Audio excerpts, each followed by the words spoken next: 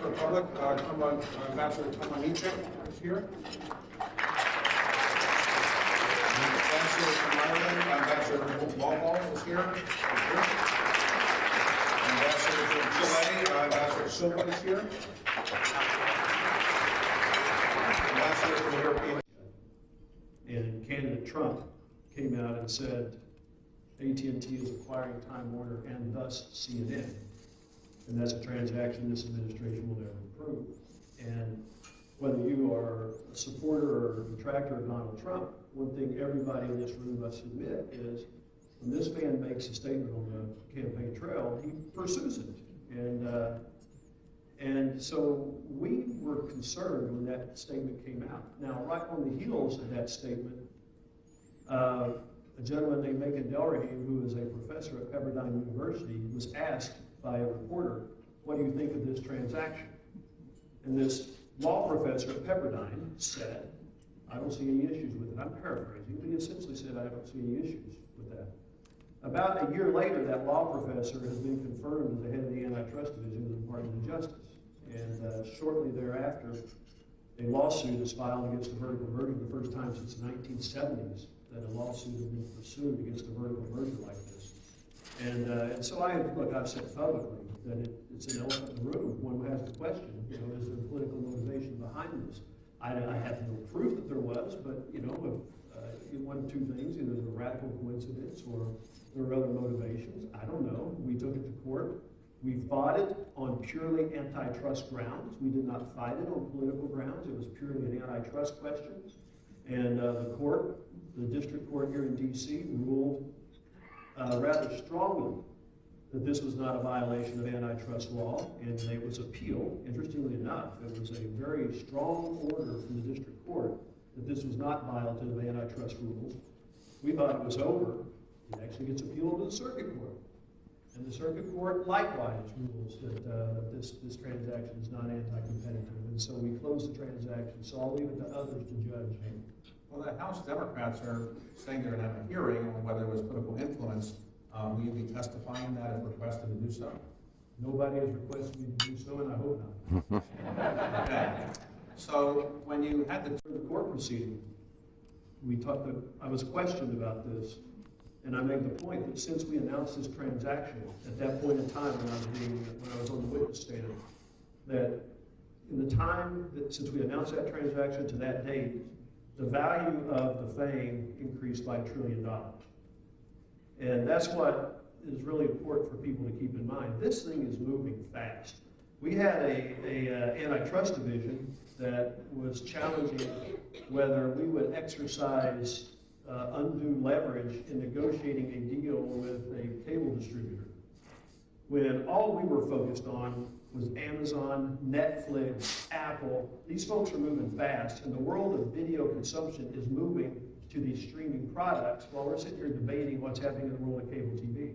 Okay, so you spent $85 billion. Now, that $85 billion, pretty expensive acquisition. The people you bought, a large acquisition, it wasn't expensive, I don't think. You think you got a good deal? Yeah. Okay, so the people that were the senior people running Time Warner have all left. So Jeff Bewkes is gone, the head of HBO is gone, the head of Turner Broadcasting is gone, and now for a lot of legal reasons and other things, the head of Warner Brothers Studio is gone. So all these senior people are gone. Does that worry you? You spent $85 billion and the top people are gone. Does it worry me? Yeah, of course it worries. But other than the most recent, the head of Warner Brothers Studios, which recently we parted ways, the rest of them were not surprises. And for example, Richard Plepler, who was, he did an amazing job growing HBO to where it is today. But where the world is going is a very different place, in a world where you're going to be going directly to consumer and not focused exclusively on distributing content through cable companies. And so putting HBO with Turner Networks so that you can begin to create a truly different, unique product is a different playbook than what's been run traditionally. And so when Richard said that, it was time for him to go, we hired Bob Greenblatt, who I think is one of the best executives around in terms of developing content, great creative mind. He's a guy who took NBC from where it was when he came into the top performing TV network. And so bringing Bob Greenblatt in to run this integration of HBO and Turner, we think is really important. And so we have an opening at HBO Studios. John Stankey has put an interim structure in place, but keep in mind, the people that are now in place in HBO or Warner Brothers Studios, Peter Roth, and Toby Emmerich, these are like serious people. And they've been running the theatrical and the TV production side for years. They're the best. So, all right, and all the executives that you, as you looked at, you thought enough for the time being? You know, I have one focus right now, and that is when we did the Time Warner deal, we took on a lot of debt to get it done. And as people in the media like to say, we're the most indebted company in the world. And which I have to remind people, yes, but if you look at the EBITDA, that's the metric that determines your ability to pay debt. Apple, Samsung, and 3 Chinese companies have more EBITDA than us. So we're eminently able to service this debt, but I am focused on one thing, that is paying that debt down this year. We took on $40 billion of debt to do it. By the time we exit this year, we'll have paid off $30 billion of it, and I can largely have that set aside. So you have great data about where the economy is going because of so many customers. Do you see the economy being in reasonably good shape? Do you fear any recession in the near future? Well, it looks good to us. The consumer is spending.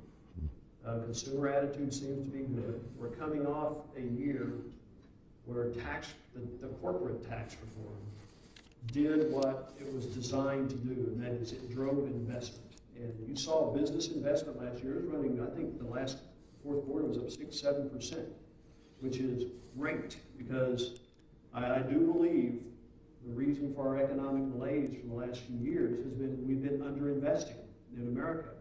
And so it's not a coincidence in my mind that you see business investment ticking up for the first time, you see unemployment driving down for the first time, and you're seeing, most importantly, as investment goes up, what happens? Productivity goes up, and when productivity goes up, what should you see?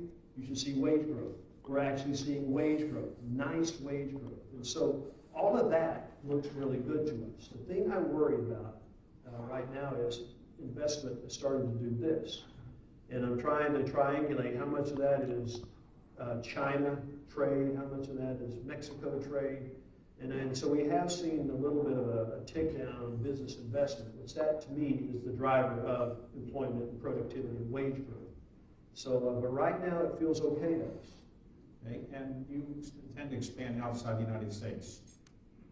Yes, in fact, Warner Media has a rather large presence outside the U.S. I think about 30% of their revenues. Your telephone business, for example, you're moving into Mexico? We've gone aggressively after Mexico. We went down there, we bought a couple of companies that were floundering. We put them together, and we've been investing. We've got a nationwide network in Mexico now, 100 million people passed with this network. It's growing at a rather dramatic, we're the fastest grower in Mexico now for the last 3 years. You used to work with Carlos Slim years ago. Now you're competing with him. Is that a problem for you? It's not pleasant, but actually, no, it's not a problem. Carlos is a fierce competitor, and when we had to sell our interest in his company, I immediately turned around and bought these companies. I'm a huge believer in Mexico. The demographics, everything about Mexico just fits with our business perfectly. And so he knew I was going to turn around and come right back in. And so we've been competing very aggressively for the last 4 years. To conclude, if you were to summarize what you would like the American people to know about AT&T in a paragraph, what is it that you would say most people should know about your company? Technology, media, telecommunications. That's kind of the sector that people in the financial analyst community talk about. And they talk about it that way because I truly believe all of that is just melding. And I believe the company that can create a premium media experience and pair that with a really significant distribution experience, 5G driven, is going to create some experiences for customers that you and I aren't conceiving of. And just to make this point, we carry around these devices and they're bigger than they should be because there's a lot of compute in here, there's a lot of storage in here. When you get to 5G, they're that fast, all that compute and all that storage goes away. It's back in the network. These form factors, some would say they shrink, I say they go away. It is conceivable that we're going to be moving into a world without screens. A world where this is your screen. You don't need any more of a form factor than this once the compute and storage requirements move out and into the network. And guys like you can begin to think very differently about how you deliver your content to our customers. It becomes a delivery without screens. It's just a totally different experience. And I believe that AT&T is right at the very center of all this, because if you ask yourself 5 years from now, in this room, will you be consuming more or less mobile bandwidth? More? Who thinks more? Will you be consuming more or less premium entertainment? More.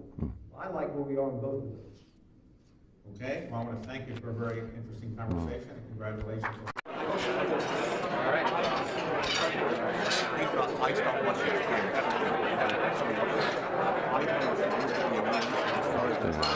It's ridiculous. It's nonsense. This never happened. A year before I just said,